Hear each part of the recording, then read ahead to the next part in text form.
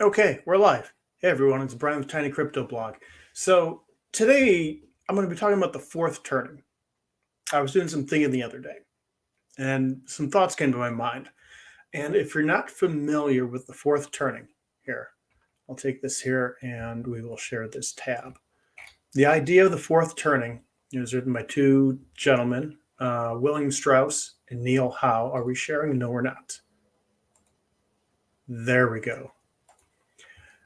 Shared by William Strauss and Neil Howe, and it's talking about a generational cycle. And the whole idea is that roughly 80 years, you have events and turnover of generations, 4 generations, about 20 years. I'm going to play this little clip here. Repeats itself in 80-year blocks called saeculum, but we'll just call them history blocks. Not exactly 80 years. This is history, not math, but roughly the span of a human lifetime, maybe 80 to 90 years. Within these 80-year history blocks, we have 4 turnings of around 20 years each. We usually call them generations. This book calls them turnings. Turnings are sort of like seasons, like spring, summer, fall, winter. Throughout our history, we've had these 80-year blocks, and the 80-year blocks have been remarkably similar to each other. We're in one now. The first turning, the first season, is a high, an upbeat era. The second turning is an awakening, a passionate era. The third turning is an unraveling, a downcast era.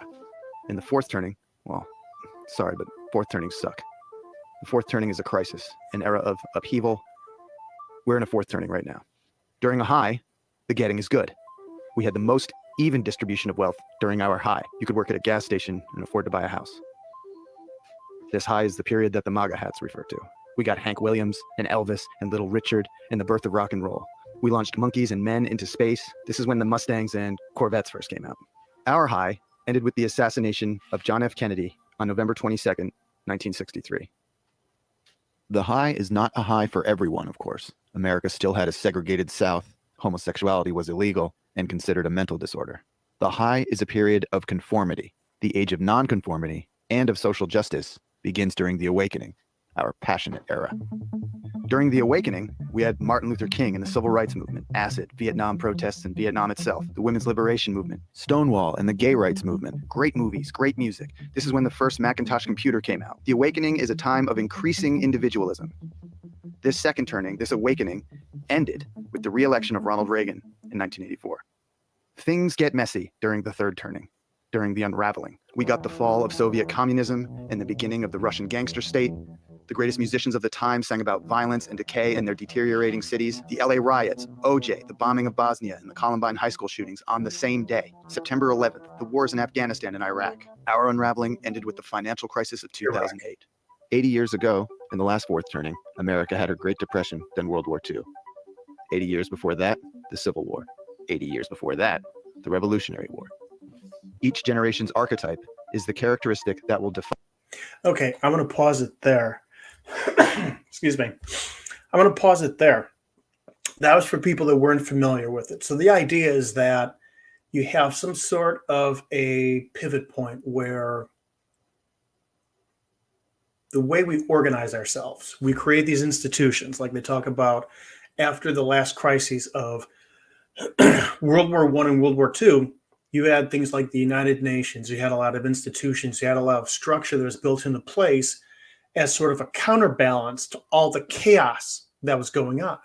And then eventually what happens is you have this structure, the people that are raised within that structure rebel against it because it's conformity, it's structure, and they want more room, more boundaries. And they come up, that's when you get the ideas, that's when you get great expression. People are, it's a good artistic time.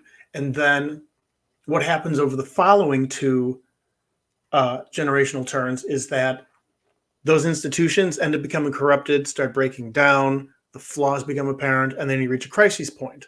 Well, in all these previous ones that was mentioned in the video, there was a war that broke things. You had a war, you had World War. You had, for the United States, the War of the American Revolution. You had the U.S. Civil War, the War of Secession. You had, and all these things were so broad in scope that once the events, these catalysts, came to their conclusion, it completely broke people's understandings of how we view the world and the institutions and the relationships and how we interact with one another, and something new emerged from that. So I was thinking about, I'm listening to a Jeffrey Shara book on tape. It's about World War One, and I started thinking about how my wife, she watched the PBS series Downton Abbey, which, for those of you not familiar with it, it follows a wealthy, or I guess you could say aristocratic, British family right after World War One, going into the 1930s, before World War Two, and you see how, as society and the world is changing around them, they have to change and adapt and adjust, and the whole process that all the characters and collectively the family goes through. Well, it made me think about how that event was about the breaking of relationships, and then the thought came to mind about, I had said a long time ago, of how COVID broke a lot of things. It broke the way we organized ourselves. It broke our trust in institutions. It broke social contracts, where things that we just took as for granted. Well, of course, this institution or this group or this thing is supposed to take care of us or fix this or do that. And we realized, no. And I mean, through everything, it ended up breaking everything. Let's get this up here. There we go. And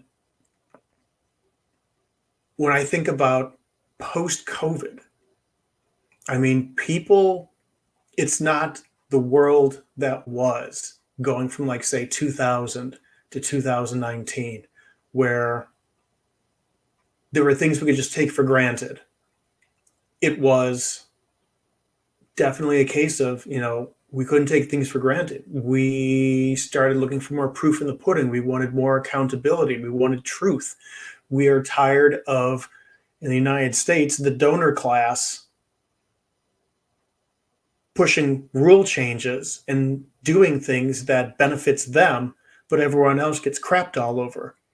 And we see this all over the Western world, where people are speaking up, people are rebelling, and people are holding those with the decision-making authority accountable.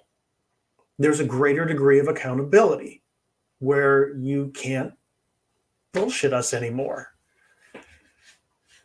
And all this, all that made me think, if the whole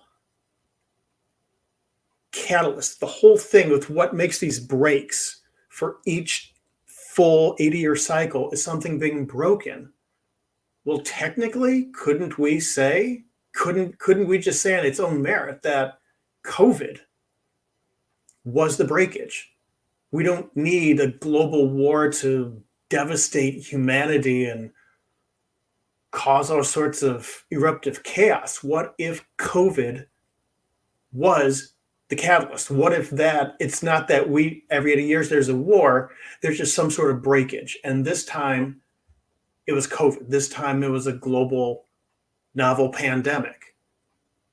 If that's the case, I mean, I would kind of make that assertion. I think that is the case. And it broke everything. It broke our monetary institutions. It broke government budgets, and everything that is happening since then. The rapidly deteriorating value of currencies, the devaluation of currencies, the reorganization. Look at Latin America. You've got countries that are rejecting the monetary institutions, the IMF, Argentina, El Salvador. You've got countries that are embracing digital currencies, private digital currencies, Bitcoin. You've got a complete reorganization. The petrodollar, the organizations that supported that and all the agreements, that's falling apart. In which case, I don't, we're going to, well, there's going to be bloodshed, but I don't think it's going to be this horrific global military conflict. I think COVID did enough to break things and break us out of that, to break humanity out of the stupor it was in, to be able to sort of kickstart this final round of this series of turnings. So that was it. That was the whole thesis. But I figure it's something that, in a bigger picture stuff to think about. So that being said, you can follow Tiny Crypto Blog at all the websites listed in the show notes. And with that, be well, everyone, and talk.